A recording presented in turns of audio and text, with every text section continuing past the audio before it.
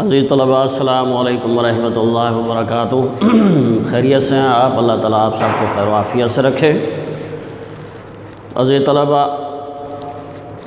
ہمارا قرآن پاک کے ترجمے والا حصہ مکمل ہو چکا ہے۔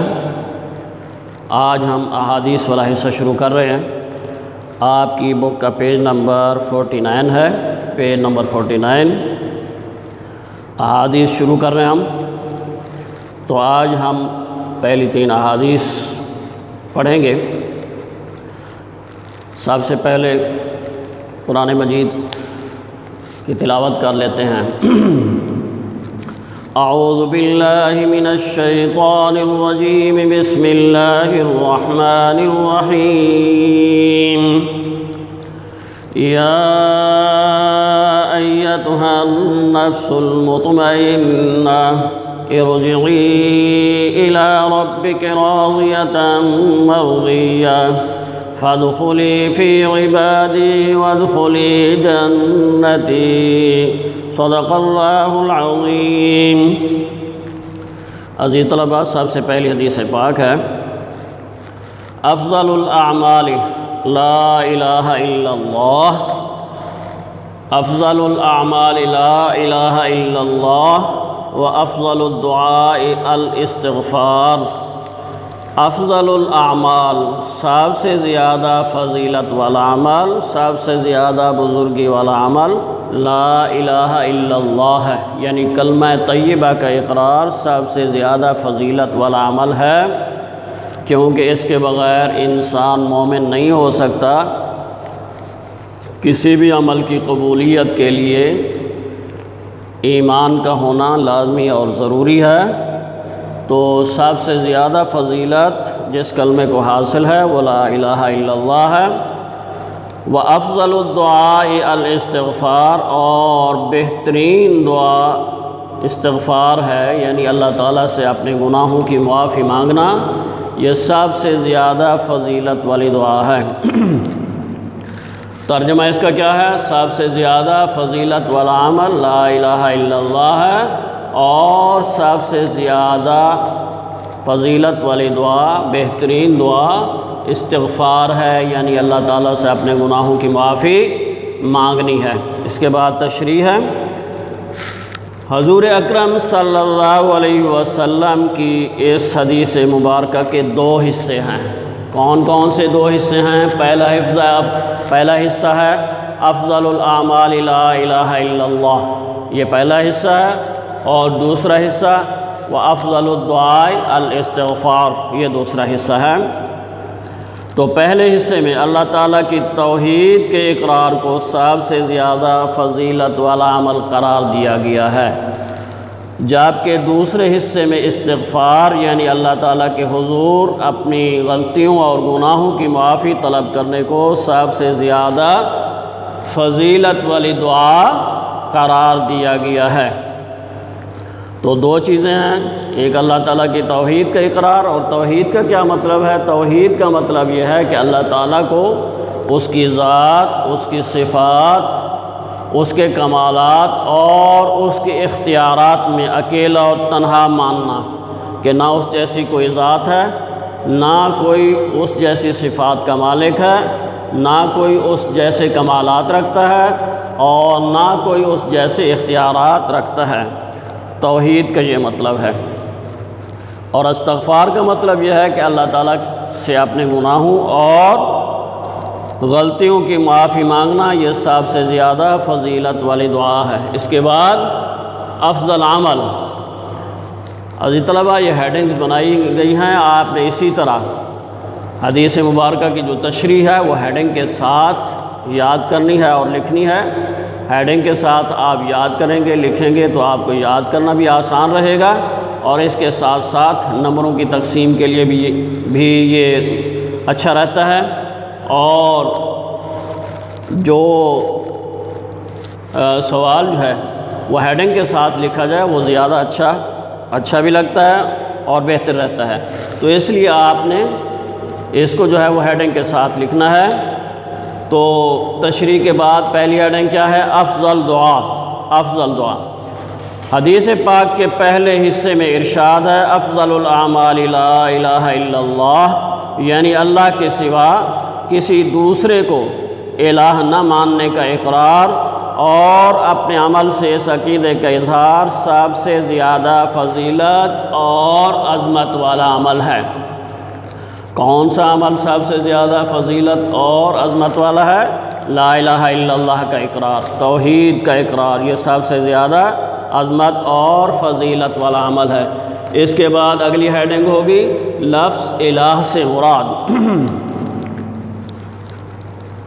لا الہ الا اللہ میں لفظ الہ سے مراد ایسی ذات ہے کہ جس کی عبادت کی جائے، جس سے بے پناہ محبت اور عقیدت ہو، اور وہ کون سی ذات ہے؟ وہ اللہ تعالیٰ کی ذات ہے کہ جس نے ہمیں پیدا کیا، ہمیں عقل اور بصیرت عطا کی، ہمیں نہ صرف زندگی دی بلکہ زندگی کی تمام نعمتیں عطا کی۔ جب اللہ تعالیٰ نے یہ سب کچھ کیا تو ہمیں چاہیے کہ اپنے قول اور فعل سے اسی ذات کو الہ مانیں، اسی کی عبادت کریں اور اسی سے سب سے زیادہ محبت کریں، سب سے زیادہ اسی سے محبت کریں۔ یہاں تک یہ ہیڈنگ ہوگی۔ اس کے بعد اگلی ہیڈنگ ہے افضل دعا۔ افضل دعا حدیث پاک کے دوسرے حصے میں ارشاد ہے افضل الدعاء الاستغفار، یعنی بہترین دعا اللہ تعالیٰ سے اپنے گناہوں اور نافرمانیوں کی معافی مانگنا ہے۔ کیوں؟ اس لیے کہ انسان بعض اوقات دنیا کی ظاہری رنگینیوں میں کھو کر اپنے خالق و مالک کی رضا کے خلاف کسی غلطی یا گناہ کا ارتکاب کر بیٹھتا ہے۔ اس لیے انسان کو چاہیے کہ وہ اللہ تعالیٰ کے سامنے عاجزی و انکساری کا اظہار کرتے ہوئے اپنے گناہوں کی معافی مانگتا رہے۔ عزیز طلبہ، اس کے بعد ہیڈنگ ہے الہ ماننے کا تقاضا، اللہ کو الہ ماننے کا تقاضا۔ اللہ کو الہ ماننے کا تقاضا یہ ہے کہ انسان اپنی غلطی یا گناہ پر نادم اور شرمندہ ہو کر اللہ تعالیٰ سے معافی مانگ لے، نادم اور شرمندہ ہو کر اللہ تعالیٰ سے اپنے گناہوں کی معافی مانگ لے۔ یہ اللہ کو الہ ماننے کا تقاضا ہے کہ جب ہم نے اللہ کو اپنا الہ تسلیم کر لیا، جب ہم یہ کہتے ہیں کہ ہم سب سے زیادہ اللہ تعالیٰ سے محبت کرتے ہیں، تو اس کا تقاضا یہ ہے کہ ہم اللہ تعالیٰ سے اپنے گناہوں کی معافی مانگ لیں۔ عزیز طلبہ، اس کے بعد اگلی ہیڈنگ ہے اخروی نجات، یعنی آخرت کی نجات۔ تو آخرت کی نجات بھی اس وقت تک ممکن نہیں ہے جب تک اللہ تعالیٰ ہماری غلطیوں کو معاف نہ کر دے۔ جب تک اللہ تعالیٰ ہماری غلطیوں کو معاف نہ کر دے اس وقت تک ہم آخرت میں نجات نہیں پا سکتے۔ اس لیے اللہ تعالیٰ سے اپنے گناہوں کی معافی مانگنا ضروری ہے۔ اس کے بعد اگلی ہیڈنگ ہے اللہ کا محبوب بندہ۔ تو اب اگر کوئی شخص اللہ تعالیٰ کی نگاہ میں پسندیدہ اور محبوب بننا چاہتا ہے تو اسے چاہیے کہ چلتے پھرتے اٹھتے بیٹھتے دل و جان سے لا الہ الا اللہ اور استغفر اللہ کا اظہار کرتا رہے۔ تو عزیز طلبہ، اس طرح ہیڈنگ کے ساتھ آپ نے جو ہے وہ حدیث پاک کا ترجمہ اور اس کی تشریح جو ہے وہ ہیڈنگ کے ساتھ آپ نے یاد کرنی ہے۔ اس کے بعد عزیز طلبہ دوسری حدیث پاک ہے۔ اس کے بعد ہم دوسری حدیث پاک پڑھیں گے اور دوسری حدیث پاک ہے طلب العلم فریضۃ علی کل مسلم۔ طلب العلم یعنی علم کی طلب ہر مسلمان مرد عورت پر فرض ہے۔ اور اس کا ترجمہ کیا ہے؟ علم کی طلب یعنی علم کی تلاش۔ علم کی طلب ہر مسلمان مرد عورت پر کیا ہے؟ فرض ہے۔ کون سا علم؟ اتنا علم کہ انسان جو ہے اس کو جو ہے وہ اپنی ذمہ داریوں کے بارے میں اور اپنے فرائض کے بارے میں علم جو ہے وہ حاصل ہو جائے۔ اتنا علم جو ہے وہ ہر ایک انسان کے لیے ضروری ہے۔ یہ انسانی فطرت کا بھی تقاضا ہے۔ انسانی فطرت بھی یہی چاہتی ہے کہ اسے اچھائی اور برائی کے بارے میں جو ہے وہ علم حاصل ہو۔ اس کے بغیر، علم کے بغیر نہ تو انسان جو ہے وہ دنیا میں ترقی کر سکتا ہے اور نہ آخرت میں اللہ تعالیٰ کی رضا حاصل کر سکتا ہے۔ تو علم جو ہے وہ انسان کی کیا ہے؟ بنیادی ضرورت ہے۔ علم انسان کی بنیادی ضرورت ہے۔ جس طرح کھانا پینا، لباس یہ بنیادی ضرورت ہیں، اسی طرح علم بھی انسان کی جو ہے وہ بنیادی ضرورت ہے۔ اس کے بغیر انسان نہ دنیا میں ترقی کر سکتا ہے اور نہ آخرت میں ترقی کر سکتا ہے۔ جاہل انسان کی کوئی قدر و منزلت نہیں، کوئی اس کا مقام و مرتبہ نہیں ہے۔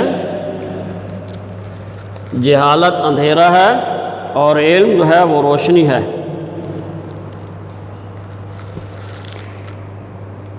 اس لیے علم کا حصول جو ہے وہ ضروری ہے، فرائض کی پہچان کے لیے، ذمہ داریوں کے لیے، ذمہ داریوں کو ادا کرنے کے لیے علم کا حصول جو ہے وہ بہت ضروری ہے۔ اور انسان کو اس وقت تک اپنے مقام اور فرائض کا علم نہیں ہو سکتا جب تک وہ علم حاصل نہیں کرتا۔ اس لیے علم کا حاصل کرنا انسان کے لیے بہت ہی ضروری ہے۔ اسے چاہیے کہ وہ علم کی تلاش جاری رکھے، علم کی جستجو جو ہے وہ جاری رکھے اور علم جو ہے وہ حاصل کرتا رہے۔ علم کے بغیر نہ تو انسان اللہ تعالیٰ کو راضی کر سکتا ہے، نہ وہ فرائض کے بارے میں کچھ جان سکتا ہے۔ نماز ہے، روزہ ہے، حج ہے، زکوٰۃ ہے، ان سب کو ادا کرنے کے لیے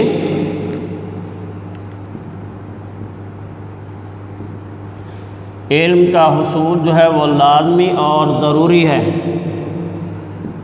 اللہ تعالیٰ کی عدالت میں جواب دہی کے لیے، جواب دینے کے لیے بھی علم کا حصول جو ہے وہ بہت ضروری ہے۔ جب انسان کو اپنے فرائض کا اور ذمہ داریوں کا علم نہیں ہوگا تو وہ اللہ تعالیٰ کی عدالت میں کیسے سرخرو ہوگا؟ اللہ تعالیٰ کی عدالت میں سرخرو ہونے کے لیے علم کا حصول جو ہے وہ بہت ضروری ہے۔ تو یہ دوسری جو حدیث پاک ہے، اس کو بھی ہم اسی طرح جو ہے وہ ہیڈنگ کے ساتھ یاد کریں گے۔ سب سے پہلے جو ہے وہ حدیث پاک ہوگی۔ کیا ہے حدیث پاک؟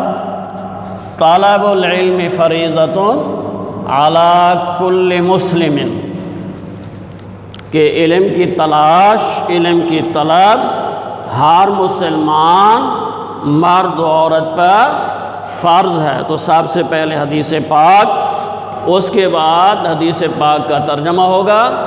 کیا ترجمہ ہے؟ علم کی طلب ہر مسلمان مرد و عورت پر فرض ہے۔ اس کے بعد تشریح کی ہیڈنگ ہوگی، اور تشریح کی ہیڈنگ کہاں سے شروع ہوتی ہے؟ یہاں سے انسانی فطرت کا بنیادی تقاضا ہے کہ اسے اپنی ذات اور کائنات کے بارے میں ہر اچھی اور بری بات کا علم ہو۔ اس کے بغیر نہ تو انسان دنیا میں ترقی کر سکتا ہے اور نہ ہی اپنے خالق و مالک کا قرب حاصل کر سکتا ہے۔ یہاں تک ہیڈنگ ہوگی، یہ کر سکتا ہے۔ اس کے بعد اگلی ہیڈنگ ہے علم بنیادی ضرورت، انسان کی اسی بنیادی ضرورت کے پیش نظر حضور اکرم صلی اللہ علیہ وسلم نے حدیث پاک میں علم کا حاصل کرنا ہر مسلمان مرد و عورت پر لازمی قرار دیا ہے، جبکہ ہمارے ملک میں لڑکوں کے مقابلے میں لڑکیوں کی تعلیم کا تناسب نصف ہے، لڑکیوں کے مدارس کی تعداد بھی آدھی ہے۔ حضور اکرم صلی اللہ علیہ وسلم کے ارشاد گرامی پر عمل کرنے کے لیے ضروری ہے کہ ہم لڑکیوں کی تعلیم و تربیت پر بھی پوری توجہ دیں تاکہ کوئی بچی ان پڑھ اور جاہل نہ رہے۔ یہاں تک ہیڈنگ ہوگی۔ اس کے بعد اگلی ہیڈنگ ہے فرائض کی پہچان۔ انسان اس وقت تک اپنے مقام اور اللہ کی طرف سے عائد کردہ فرائض کو جان نہیں سکتا جب تک وہ علم کی جستجو کی راہ پر گامزن نہ ہو۔ جب تک علم کی راہ اور علم کی راہ پر گامزن نہ رہے اس وقت تک جو ہے وہ اپنے فرائض اور ذمہ داریوں کا علم حاصل نہیں کر سکتا۔ اگلی ہیڈنگ ہوگی اللہ تعالیٰ کی عدالت میں جواب دہی۔ یہ شروع ہو رہی ہے یہاں سے کہ دوسری بات یہ ہے کہ قیامت کے دن اللہ تعالیٰ کی عدالت میں اپنے فرائض و ذمہ داریوں کے متعلق جواب دہی کرنی ہے۔ اس لیے ہر نیکی اور گناہ کا، اچھائی اور برائی کا علم حاصل کرنا بھی ضروری ہے، تبھی ہم دنیا میں کامیاب ہو سکتے ہیں اور آخرت میں بھی کامیاب ہو سکتے ہیں۔ عزیز طلباء، اس کے بعد آپ جو ہے اس میں تھوڑا سا اضافہ کر لیجئے ارشاد ربانی کا، اور اس میں کیا ہوگا سورۃ العلق کی آیات 1 سے لے کر 1 تا 5 ان کا ترجمہ۔ یہ آپ کے پاس جو ہے جو تیسرا موضوع ہے علم کی فرضیت و فضیلت، اس کی سب سے پہلی ہیڈنگ میں موجود ہیں۔ تو ارشاد ربانی کی ہیڈنگ دے کر ان 5 آیتوں کا ترجمہ آپ میں لکھنا ہے۔ اقرأ بسم ربک الذی خلق، خلق الانسان من علق، اقرأ وربک الاکرم الذی علم بالقلم، علم الانسان ما لم یعلم۔ ان آیات کا ترجمہ آپ دیکھ لیجئے، آپ کی کتاب پہ موجود ہے۔ دوسرا موضوع ہے، تیسرا موضوع ہے اور پیج نمبر 62 ہے، وہاں پہ موجود ہے کہ اپنے پروردگار کا نام لے کر پڑھیے جس نے پیدا کیا، جس نے انسان کو خون کی پھٹکی سے بنایا۔ پڑھیے اور آپ کا پروردگار بڑا کریم ہے جس نے قلم کے ذریعے علم سکھایا اور انسان کو وہ باتیں سکھائیں جن کا اسے علم نہیں تھا۔ اس کے بعد پھر ایک ارشاد نبوی بھی آپ اس میں ایڈ کر لیں تو بہتر رہے گا، اور وہ کیا ہے اطلب العلم من المہد الی اللحد، کہ ماں کی گود سے لے کر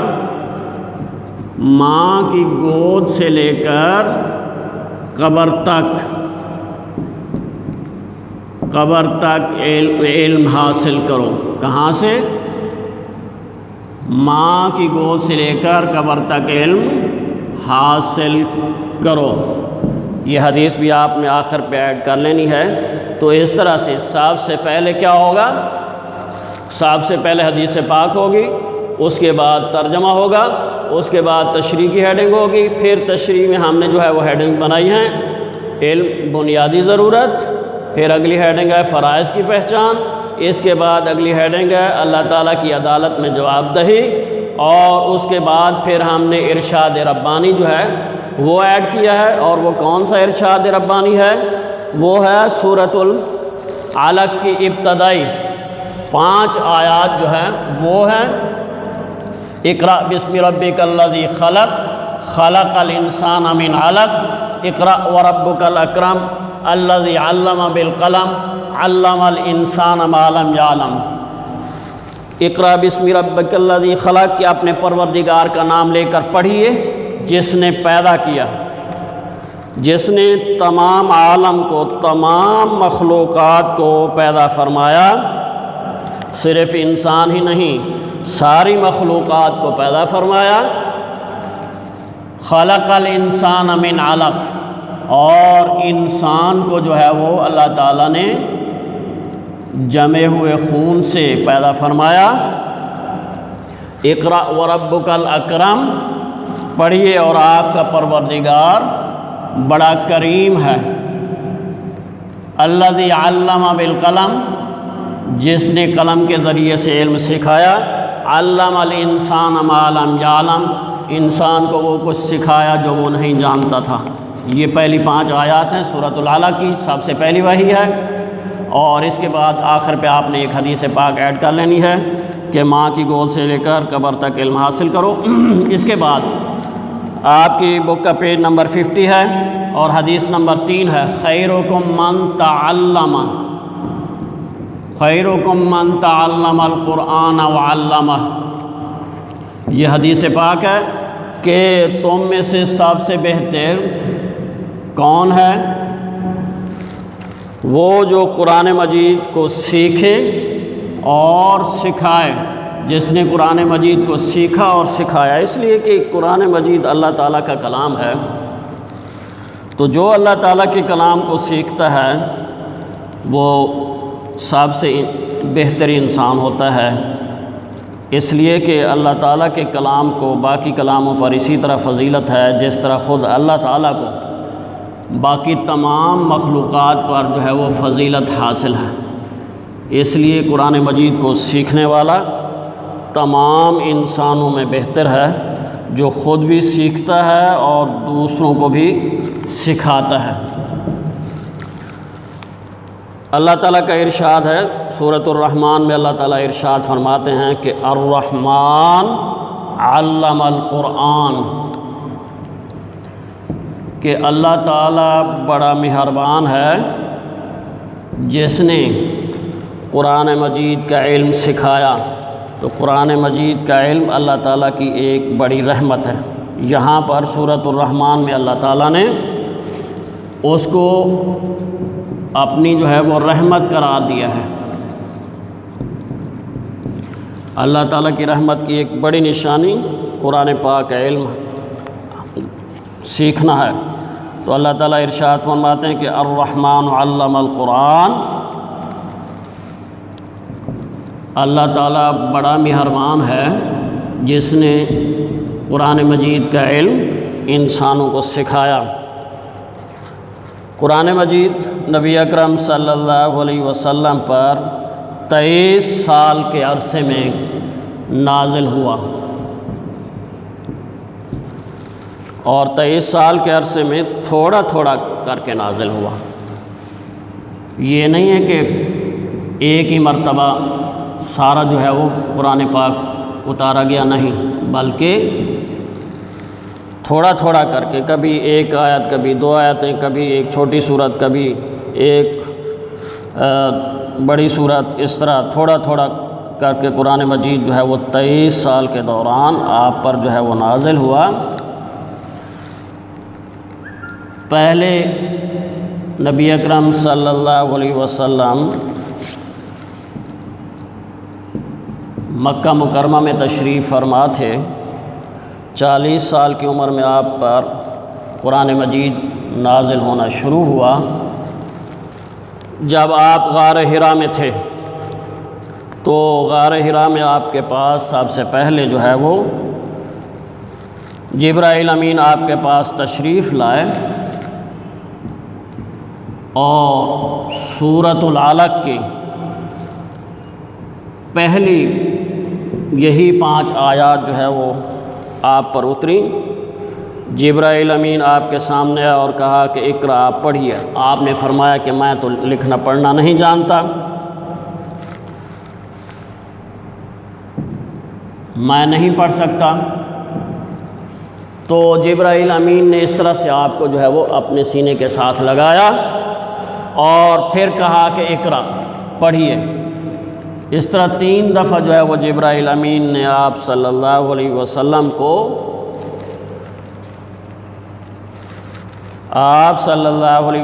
اپنے سینے کے ساتھ لگایا اور کہا کہ اقرأ، پڑھیے۔ تو تیسری مرتبہ پھر نبی اکرم صلی اللہ علیہ وسلم جو ہے وہ قرآن مجید کی تلاوت آپ نے شروع کر دی، سورہ علق کی۔ اس طرح سے غار حرا سے جو ہے وہ قرآن پاک آپ پر نازل ہونا شروع ہوا، اور اس کے بعد وقتاً فوقتاً جو ہے وہ اترتا رہا۔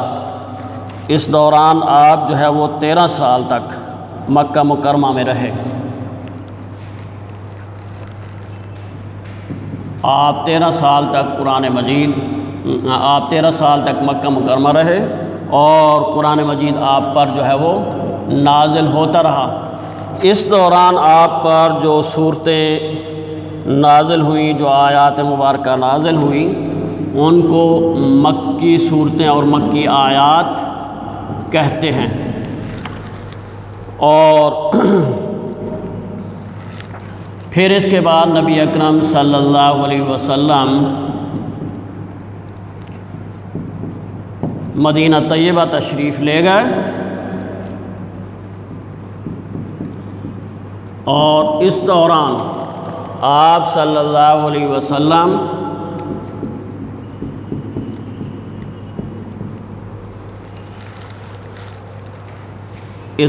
آپ صلی اللہ علیہ وسلم پر جو صورتیں نازل ہوئیں، جو آیات نازل ہوئیں، ان کو مدنی صورتیں کہتے ہیں، مدنی آیات ان کو کہتے ہیں۔ اور یہ عرصہ جو ہے وہ 10 سال پر محیط ہے۔ مکہ مکرمہ میں آپ نے 13 سال گزارے ہیں، اور مدینہ منورہ میں آپ نے 10 سال گزارے ہیں، تو یہ 23 سال بنتے ہیں۔ ان 23 سالوں کے دوران آپ پر جو ہے وہ قرآن مجید نازل ہوتا رہا۔ تو اس قرآن مجید کو جو سیکھتا ہے اور سکھاتا ہے وہی انسان سب سے بہتر ہے۔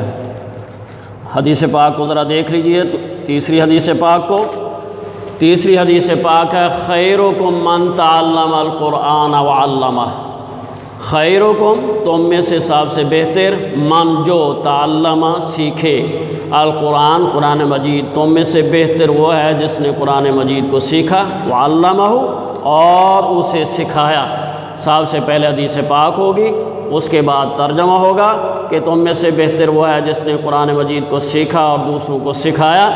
پھر تشریح کی ہیڈنگ ہے کہ قرآن حکیم کلام الہی ہے جس کا موضوع کیا ہے؟ انسان ہے۔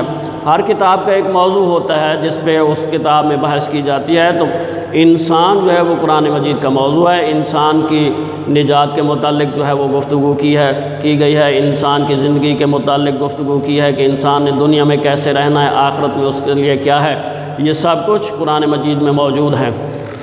عزیز طلبہ، اس کے بعد اگلی ہیڈنگ ہے قرآنی تعلیمات۔ یہ کتاب محض نماز اور روزے کی تعلیمات پر مشتمل نہیں ہے، یعنی صرف اس میں نماز اور روزے کے متعلق نہیں بتایا گیا، بلکہ انسانی زندگی کے تمام پہلو، خواہ وہ دنیاوی ہوں یا اخروی، معاشی ہوں یا معاشرتی، سیاسی ہوں یا سائنسی، سب کے بارے میں تابعد رہنمائی رکھتا ہے۔ یہ قرآن مجید سب کے بارے میں تابعد رہنمائی رکھتا ہے۔ یہ کتاب جو ہے وہ ان سب تعلیمات کے بارے میں تابعد یعنی ہمیشہ کے لیے رہنمائی رکھتی ہے۔ اس کے بعد اگلی ہیڈنگ ہوگی آخرت کی کامیابی۔ ہم آخرت میں بھی اس وقت تک کامیاب نہیں ہو سکتے جب تک ہم اپنی دنیاوی زندگی کو قرآنی تعلیمات کے سانچے میں نہیں ڈھال لیتے۔ دنیا میں قرآن پاک کے مطابق زندگی بسر کریں گے تو آخرت میں کامیاب ہوں گے۔ اس کے بعد اگلی ہیڈنگ ہے قرآن مجید کے ساتھ تعلق۔ تو ضروری ہے کہ ہم قرآن مجید کو پڑھیں، تلاوت کریں، اس کو سمجھنے کی کوشش کریں، عملی زندگی میں اس کی پیروی کریں خود بھی، اور دوسروں تک بھی اس کا پیغام پہنچائیں اور دوسروں کو بھی اس پر عمل کرنے کی ترغیب دیں۔ اس کے بعد آپ ایڈ کریں گے اپنی طرف سے ارشاد ربانی، سورۃ الرحمن کی پہلی 2 آیات ہیں، الرحمن علم القرآن، اللہ تعالیٰ بڑا مہربان ہے جس نے قرآن مجید کو سکھایا۔ اور آخری ہیڈنگ ہوگی ارشاد نبوی، یعنی حدیث پاک کوئی اور اس میں آپ ایڈ کر لیں گے، قرآن مجید کی فضیلت کے متعلق کوئی بھی آپ ایڈ کر سکتے ہیں۔ اس میں ایک حدیث یہ ہے، نبی اکرم صلی اللہ علیہ وسلم نے ارشاد فرمایا کہ جس نے قرآن مجید کو پڑھا اور جو کچھ اس میں ہے اس پر عمل کیا تو اس کے والدین کو ایسا تاج پہنایا جائے گا کہ جس کی روشنی آفتاب کی روشنی سے بھی زیادہ ہوگی۔ اور تمہارا اس شخص کے بارے میں کیا خیال ہے جو خود اس پر عمل کرنے والا ہو؟ اس کے علاوہ بھی عزیز طلبہ، آپ قرآن مجید سے متعلق کوئی بھی حدیث جو ہے وہ ایڈ کر سکتے ہیں۔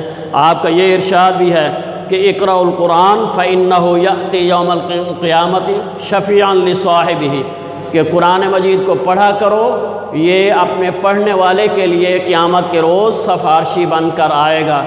تو عزیز طلباء اس طرح سے آپ نے یہ تینوں احادیث جو ہے وہ ہیڈنگ کے ساتھ آپ نے یاد بھی کرنی ہے اور آپ نے ان کو لکھ بھی لینا ہے۔ اللہ تعالی ہم سب کا حامی و ناصر ہوں۔